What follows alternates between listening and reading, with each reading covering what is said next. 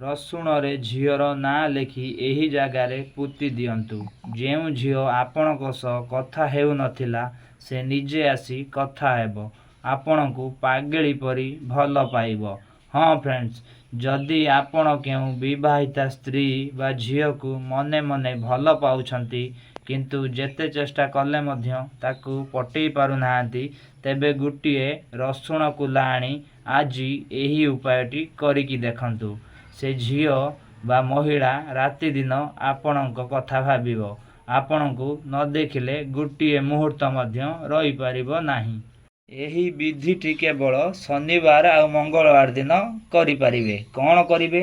एहीपरि गोटे रसुण कुला आनी आपण कौन करिवे, प्रथमे से स्त्री बा झीर नाटी एही रसुण उपरे लेखि नेबे, जाहाकू आपण बसीभूत करिवा पई चाहुछंती। मनेकर ता ना हेउची सुची, आपण एठारे एहीपरि लेखिदेबे सुची।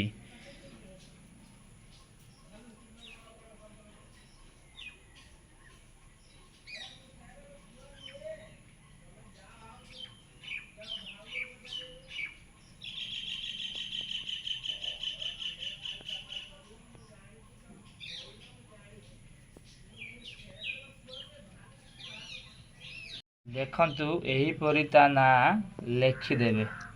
लेखि सारिला परे कौन करिवे ना, मु आपनकु गोटे मंत्र बतेइबी, से मंत्रटी आपण उच्चारण करिवे। देखंतु मंत्रटी एहीपरि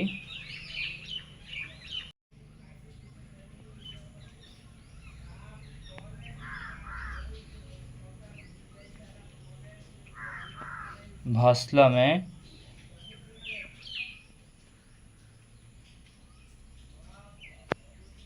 आईन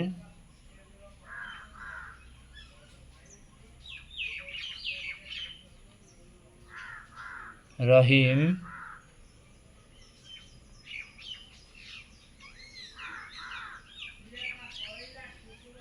रहमानी। वर्तमान आपण कौन करिवे ना, एही रसुणटी को आपण निज हाथ रे एहीपरि मुठा करिकी धरिवे, भल भावरे मुठा करिवे एवं तापरे आपण कौन करिवे ना, एही मंत्र को उच्चारण करिवे, भस्लमे आईन रहीम रहमानी, भस्लमे आईन रहीम रहमानी। एहीपरि आपण मंत्रर लगातार 21 थर उच्चारण करिदेबे। मंत्र उच्चारण करि सारिबा परे आपण कौन करिवे, आपण निजर मुठा को खोलिबे एवं रसुण उपरे केवल थरे मात्र फुंकी देबे।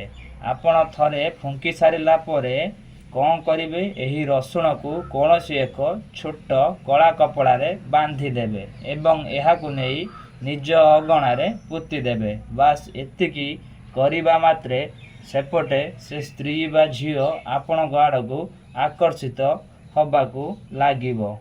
तेबे मने रखंतु, ए विधिटी को आपण केवल संध्या 6 रु 10 मध्यरे करि पारिबे। धन्यवाद।